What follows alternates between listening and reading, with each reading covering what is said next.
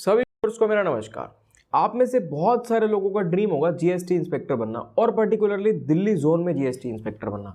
भाई ये बहुत लोगों का ड्रीम होता है और इसके लिए ना बहुत अच्छी रैंक चाहिए होती है, बहुत अच्छा स्कोर चाहिए होता है।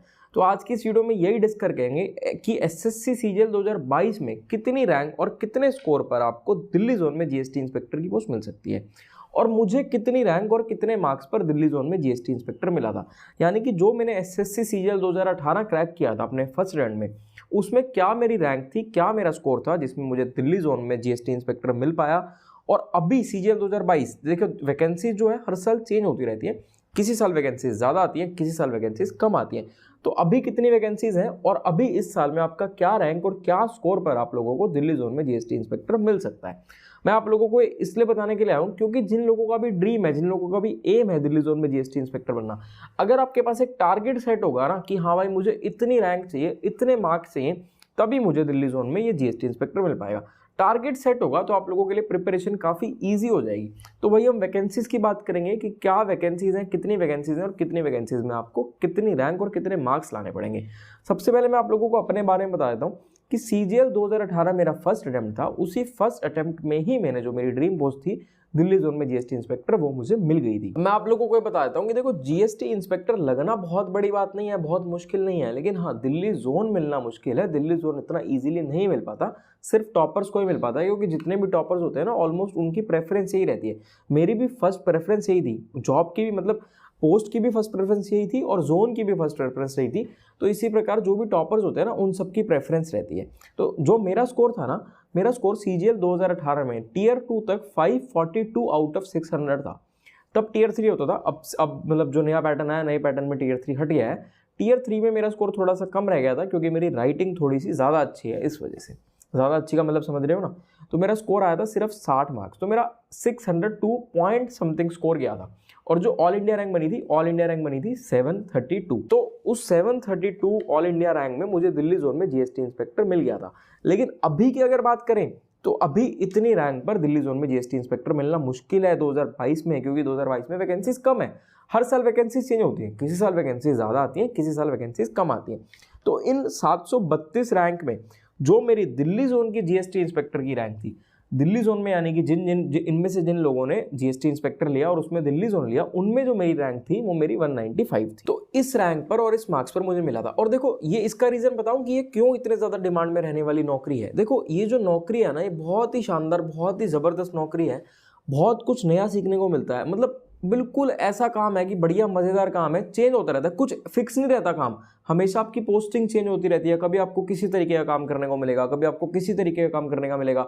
यानी कि बहुत अच्छा एक्सपोजर है, बहुत कुछ नया सीखने को मिलता है, थ्रिल वाला काम है, हर तरह का काम है, डेस्क जॉब भी है, फील्ड जॉब भी है।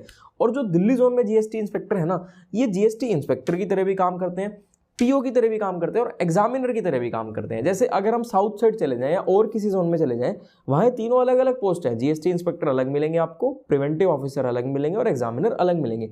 लेकिन दिल्ली जोन में वही लोग हैं, उन्हीं लोगों के ट्रांसफर्स होते रहते हैं। कभी वो एज अ जीएसटी इंस्पेक्टर काम कर रहे हैं, कभी वो एज अ प्रिवेंटिव ऑफिसर काम करेंगे, कभी वो एज अ एग्जामिनर काम करेंगे। इंटरनल ट्रांसफर्स होते रहते हैं। इस वजह से बहुत ज्यादा डिमांड में रहने वाली पोस्ट है और बहुत ज्यादा डिमांड में रहने वाला जोन है। अब अगर 2022 की बात करें तो देखो, अभी तक तो 2022 में कोई ऐसी ऑफिशियल वैकेंसीज डिक्लेयर नहीं हुई है, लेकिन फिर भी जितना और सोर्सेज के थ्रू या और आरटीआई के थ्रू, कुछ लोगों ने आरटीआई लगाई, आरटीआई भेजी, मतलब वो चीजें सर्कुलेट हो रही हैं, अगर उनके थ्रू बात करें तो 2021 में भी आपने देखा होगा कि 2021 में जो अभी तक पता चला था, वो पता चला था कि टोटल दिल्ली जोन में 7 वैकेंसीज थी, जिनमें से 4 वैकेंसीज थी यूआर की। और 2022 में भी ये पता चला था कि टोटल 4 वैकेंसीज थी, जिनमें से 2 वैकेंसीज थी यूआर की।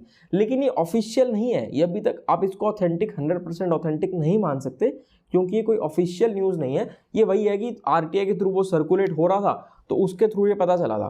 तो अगर ये सच है, अगर मैं वो कह रहा हूँ, अगर ये सच है, जरूरी नहीं है कि ये सच हो सकता है ये वैकेंसीज आगे आने वाले समय में बढ़ जाएं। तो अगर ये सच है तो आप लोग अंदाजा लगा लो कि सिर्फ इतनी वैकेंसीज में कितना अच्छा स्कोर आप लोगों को करना होगा और कितनी अच्छी रैंक लानी होगी।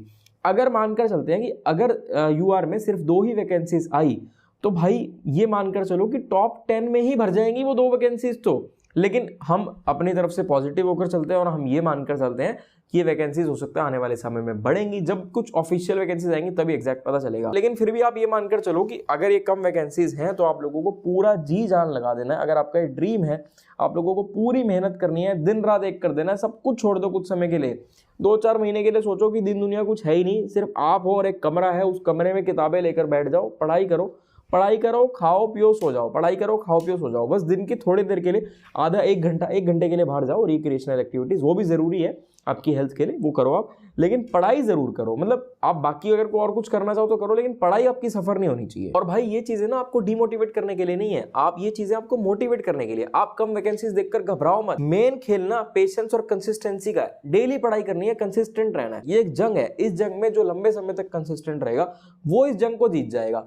तो हिम्मत मत हारो, डिमोटिवेट मत रहो, पूरी एनर्जी का मोटिवेटेड रहो और मेहनत करते रहो, तैयारी करते रहो, पढ़ाई में लगे रहो, बस जी जान लगा दो। ये सोचो कि ये आप अपने मन में ना ये ठान लो कि आखिरी बार एसएससी सीजीएल पेपर हो रहा है, कि आपको इसी बार ये नौकरी चाहिए ही चाहिए, और बस फुल फोकस होकर मेहनत करते रहो।